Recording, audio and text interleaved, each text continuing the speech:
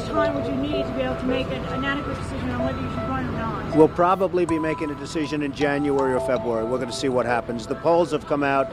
They've been unbelievably strong. They say I'd win. The interesting thing about Trump is that he's been threatening to run for president for basically 25 years, all the way back to the 80s when he gave a speech in New Hampshire and saw a bunch of newspapers all over the country write stories wondering or speculating about whether he would run.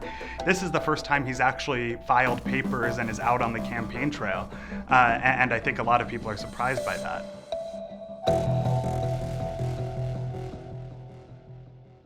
There are a lot of reasons for Donald Trump's popularity right now in the Republican Party. One of them, I think, boils down to the celebrity effect. If you look at the polls, he does best with voters who are not as likely to vote in Republican primaries. So imagine a pollster calling you up and reading you a list of 17 different candidates and then asking who you support. Chances are Donald Trump may be the only person you've heard of. I'm not using the lobbyists. I'm not using donors. I don't care. I'm really rich. I'll show you that in a second.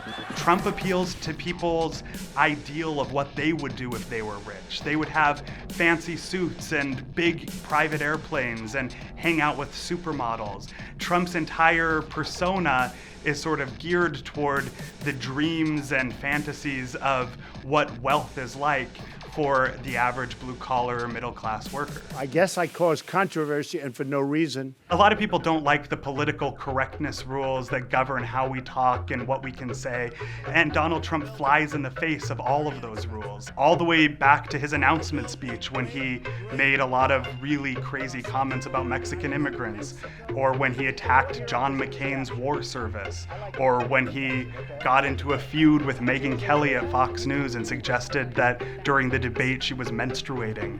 He is the billionaire who doesn't play by your rules and isn't governed by political correctness, and that's what a lot of people like about him. Mexico is sending people that Mexico doesn't want, and everybody knows that's what I was saying. One reason Trump gets away with saying such outrageous, ludicrous things all the time is because Donald Trump has a policy where he never apologizes for anything.